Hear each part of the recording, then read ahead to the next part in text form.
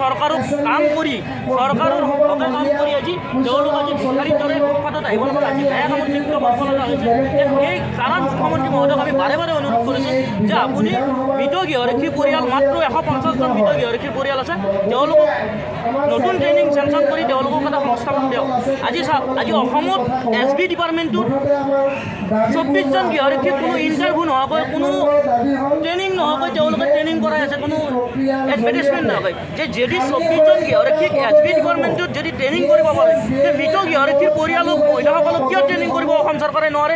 যে অসম চৰকাৰৰ মাননীয় মুখ্যমন্ত্ৰী মহোদয়ক অনুৰোধ কৰিছোঁ যে এইটো কি অসমৰ গৃহৰক্ষীৰ কুশলা চৰিত্ৰ। আৰু আজি কেইদিনমান আগতে গৃহৰক্ষী মন্ত্ৰী দুজন গৃহৰক্ষী মন্ত্ৰী দিছে, তেওঁ সদনত কৈছে যে গৃহৰক্ষীৰ চাকৰিৰ বিষয়ে বা গৃহৰক্ষীৰ সমস্যাৰ বিষয়ে কেন্দ্ৰীয় চৰকাৰে কৰিব লাগিব। যদি কেন্দ্ৰীয় চৰকাৰে গৃহৰক্ষীৰ সমস্যাৰ বিষয়ে কৰিব পাৰে, 2015 চনত মাৰ্চত ছফ্টৱেৰ ছিষ্টেম অসম চৰকাৰে কিয় কৰিলে?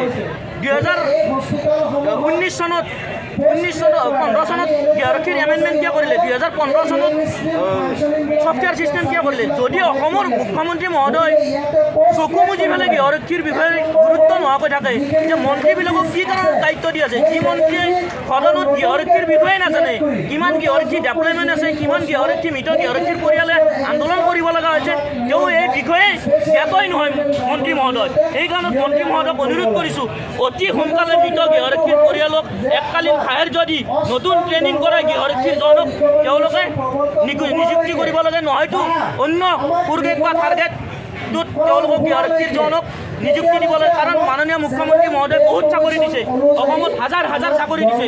এই হাজাৰ হাজাৰ চাকৰিত মাত্ৰ 150 জন গৃহৰক্ষীৰ পৰিয়ালক এটাকৈ চাকৰি দিয়াৰ কাৰণে আমি সদৌ অসম ঐক্যমত্য গৃহৰক্ষী সন্থাই আৰু সদৌ অসম গৃহৰক্ষী স্বেচ্ছাসেৱক কল্যাণ সন্থাই দাবী জনাইছোঁ।